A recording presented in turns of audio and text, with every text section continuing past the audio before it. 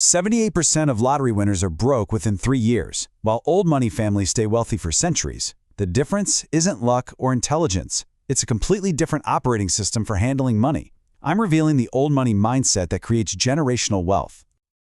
Just let that sink in for a second. 78%.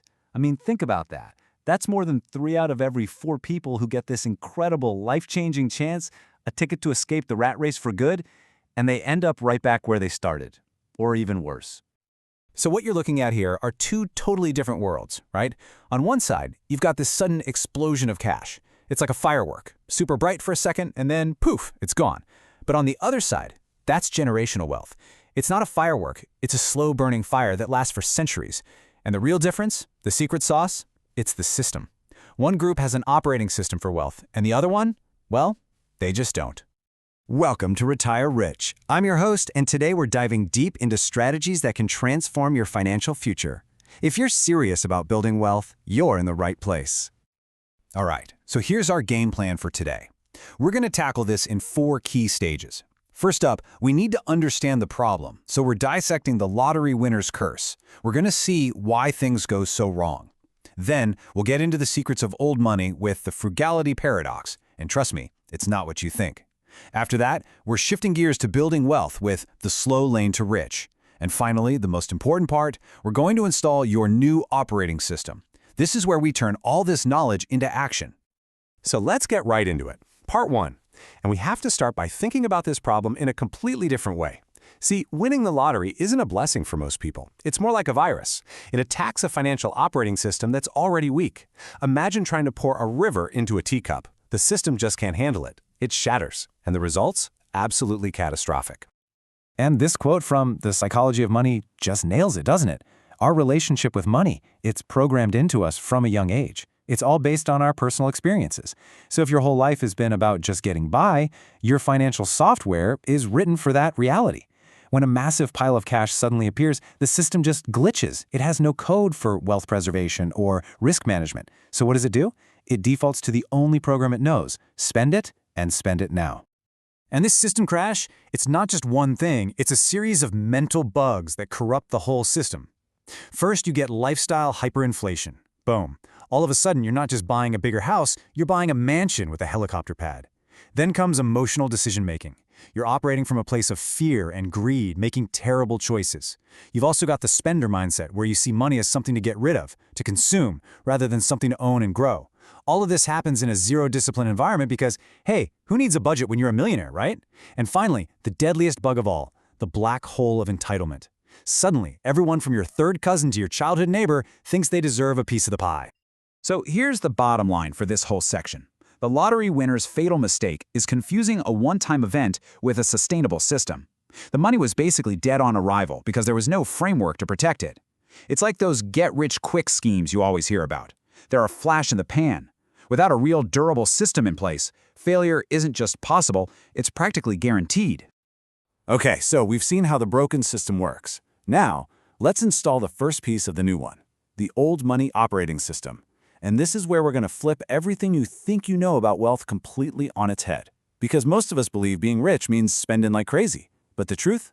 Real, lasting wealth starts with a secret weapon, a very specific and widely misunderstood kind of frugality.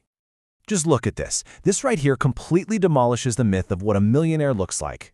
The research from books like The Millionaire Next Door is crystal clear. We picture the Porsche, the fancy watch, the mansion, but that's a total fantasy. The reality? It's a 3-year-old Ford, an inexpensive watch, and living in the same comfortable house for decades. This isn't about being poor, not at all. This is stealth wealth. It's a conscious choice to value financial freedom over showing off. And that brings us to the frugality paradox, which Ramit Sethi explains so well. This is not about being cheap. It's not about depriving yourself. It's about being absolutely ruthless with your choices. You decide what you love, what brings you incredible value, and you spend extravagantly on that. Maybe it's incredible vacations, but you also have to cut costs mercilessly on everything else you don't care about. It's about conscious, deliberate spending. The lottery winner tries to have it all and ends up with nothing. The truly wealthy choose what matters. Think of it this way. What we're talking about here is financial defense. Yeah, I know. It's the boring part of the game.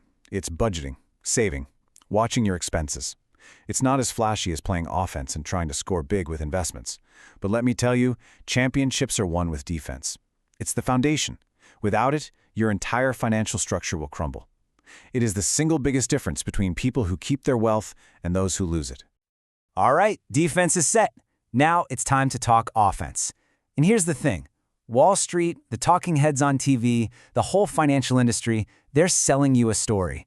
They sell excitement, complexity, the idea that there's a secret fast lane to getting rich. But old money, they're not by it.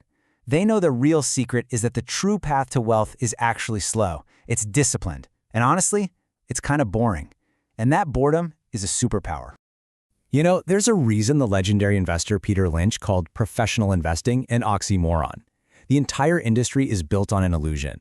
They want you to believe it's too complicated for you, that you need them to navigate the markets and pick the winning stocks. But the data, from guys like Benjamin Graham all the way to Warren Buffett, tells a different story. The vast majority of these so-called pros can't even beat a simple market average over time. So what are they selling? They're selling a product that statistically doesn't even work. And this really cuts to the heart of it. Forget trying to time the market. It's a loser's game. The only thing that matters is time in the market. As you can see here, the difference is staggering. Trying to jump in and out, guessing the tops and bottoms, you're just going to get burned. But consistently staying invested over the long haul, that is how you win. The data is not even close. So what's the engine driving this whole strategy? What's the magic behind time in the market? It's something Einstein supposedly called the eighth wonder of the world, compound interest. You know, everyone's obsessed with Warren Buffett's stock-picking genius. But as Morgan Housel points out, that's not his real secret. His real secret is that he started when he was 10 years old. His superpower isn't stock picking, it's an almost impossibly long time horizon. Let's make this real. Look at this timeline. You put in 10 grand at age 25. That's it. One-time investment. By 35, it's about 26 grand. Nice. By 45, it's 67 grand. Getting interesting. But look what happens next. At 55, it's $175,000. And by 65, it's nearly $500,000. See that curve? It's like a rocket taking off. The first 10 years, you made 16 grand. The last 10 years, you made 275 grand. The real magic happens at the end. Pulling your money out and trying to time the market is literally stealing from your future self. So, after all that, what's the actual strategy? You might be expecting something complex, some secret formula. But it's so simple, it's almost infuriating. And that's exactly why Wall Street doesn't want you to know about it. The strategy, endorsed by the greatest investors in history, is this. Buy the whole market. Use low-cost, diversified index funds, and then, and this is the really hard part, you do absolutely nothing. You let that compounding engine run. It's boring, yes, but it is the most proven, reliable path to wealth for the average person, period. All right, this is it, the final and most important section. We've torn down the old, broken way of thinking. We've laid out the principles of the new way. Now, it's time to actually install your new operating system. This is where we stop talking and start doing. This is how you make building wealth automatic. And the crazy thing is, this new operating system isn't new at all. The source code is ancient. These laws from the richest man in Babylon are thousands of years old, and they're as true today as they were then. Law 1, pay yourself first. A chunk of everything you make, at least a tenth, is yours to keep. Not to spend on bills, to keep. Law 2, control thy expenditures. You build a plan for the rest. Law 3, make thy gold multiply. You put that money you kept to work for you. That's it. That's the fundamental logic. It has never changed. So how do we apply that ancient wisdom to our lives today? We use a modern framework, like Ramit Sethi's conscious spending plan. It's so elegant. Look, 50 to 60% of your pay covers your fixed costs, your rent, your car, your debt.